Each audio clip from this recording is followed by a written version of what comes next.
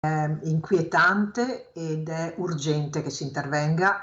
Ha ragione quel papà, qui va il mio abbraccio eh, così morale a quelle figlie a quelle ragazzine che sono state aggredite, e durissima deve essere la risposta nei confronti della comunità e dello Stato, ma prima della comunità.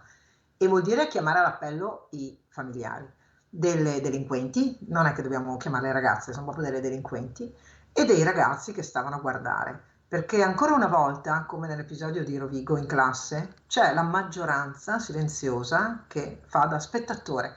Cosa ci è stato insegnato? Che dobbiamo girare la testa dall'altra parte? Ma cosa abbiamo insegnato a questi ragazzi? Che va bene tutto, che devono farsi i fatti loro?